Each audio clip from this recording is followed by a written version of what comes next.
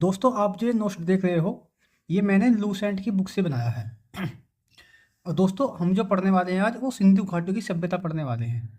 दोस्तों, सिंधु घाटी की सभ्यता पढ़ने से पहले हम इसका थोड़ा सा बैकग्राउंड पढ़ते हैं पीछे का। आखिर ये सभ्यता आई कैसे थी। तो दोस्तों, आपको पता होगा जो इतिहास है उसे तीन भागों में विभाजित किया गया है। पहला प्रागैतिहासिक काल, दूसरा आद्य ऐतिहासिक काल, तीसरा ऐतिहासिक काल। दोस्तों, प्रागैतिहासिक काल हम उसे कहते हैं जिसमें मानव के बारे में कोई लिखित प्रमाण नहीं है। और दोस्तों, आद्य ऐतिहासिक काल हमें उसे कहते हैं जिसके हमारे पास लिखित प्रमाण तो हैं लेकिन वो पढ़े नहीं गए हैं।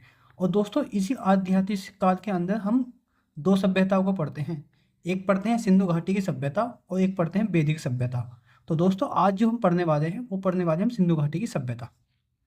दोस्तों, सिंधु घाटी की सभ्यता जो है यह भारत और विश्व की प्रथम प्राचीन सभ्यताओं में से एक है। दूसरा पॉइंट आता है इसमें, जो सिंधु घाटी की सभ्यता की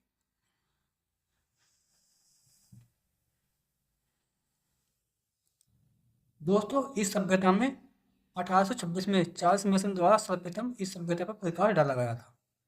दोस्तों, 1855 में अलेक्जेंडर कनिंघम ने हड़प्पा का सर्वे कराया था। दोस्तों, सिंधु घाटी की सभ्यता है ना, हम इसको ही हड़प्पा सभ्यता कहते हैं क्योंकि सबसे पहला जो हमारा स्थल खोजा गया था वो हड़प्पा खोजा गया था। इसलिए हम सिंधु घाटी की सभ्यता को हड़प्पा की सभ्यता भी कह सकते हैं। चलिए दोस्तों, हम सिंधु घाटी सभ्यता का विस्तार देखते हैं, ये कहाँ से कहाँ तक फैली हुई है।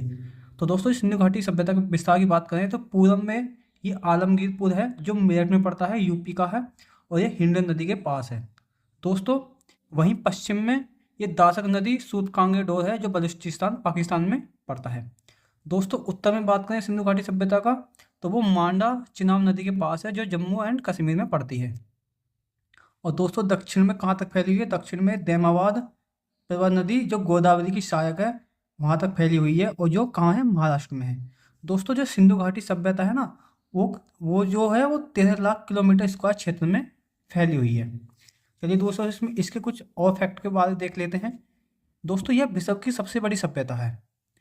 दोस्तों, यह भारत पाकिस्तान एवं अफगानिस्तान मतलब कि इन तीन देशों में फैली हुई है। यह एक प्रकार की कांस्य युगीन सभ्यता है। प्राचीन सभ्यताओं का समय जो है निर्धारण वो कार्बन C14 से किया जाता था। दोस्तों, हड़प्पा सभ्यता का जो सर्वमान्य प्राप्त काल है वो 2500 BC से 1700 BC यानी ईसा पूर्व है।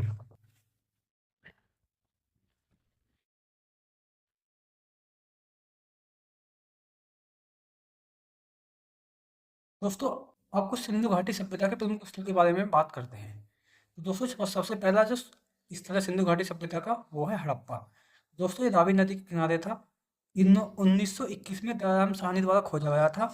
और दोस्तों, ये रावी नदी के किनारे था, मैंने पहले बता दिया आपको। और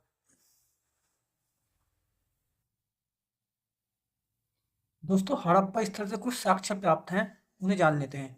तो दोस्तों, यहाँ से अन्न भंडार मिला है, कांसे से बना खिलौना गाड़ी मिली है, गरुड़ चित्र मुद्रा मिली है यहाँ से, मछुआरे का चित्र प्राप्त हुआ है, और दोस्तों कांस्य दर्पण प्राप्त हुआ है यहाँ से। दोस्तों, जो अगला हमारा स्थल आता है वो है मोहनजोदड़ो। ये दोस्तों सिंधु नदी के किनारे स्थित है। वर्ष 1922 में राखल दास बनर्जी द्वारा खोजा गया था। सिंधु नदी के किनारे बसा है, ये मैंने पहले आपको बता दिया।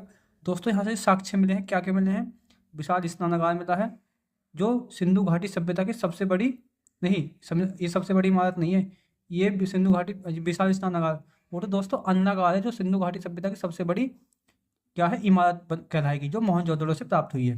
दोस्तों, अन्नागार यही सबसे बड़ी इमारत है।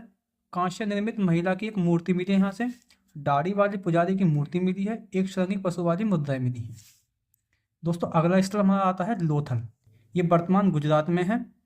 दोस्तों जो ये हमारा हड़प्पा है और मोहनजोदड़ो ये दोस्तों पाकिस्तान में है। दोस्तों, लोथल जो वर्तमान गुजरात में है, 1955 से 1962 में रंगनाथ राव ने इसकी खोज की थी। भोगवा नदी के किनारे स्थित है। और यहाँ से साक्ष्य क्या मिले हैं, गोदीवाड़ा मिला है जो सिंधु घाटी सभ्यता का बंदरगाह था, अग्निवेदी मिली है, हाथी दांत मिला है, लोहे की मूर्ति मरण मूर्ति मिली है, चालाक लोमड़ी का चिन्ह मिला है, और 3 युग्मित समाधियां मिली हैं। दोस्तों, यह एक प्रमुख बंदरगाह था, मैंने आपको बता दिया है।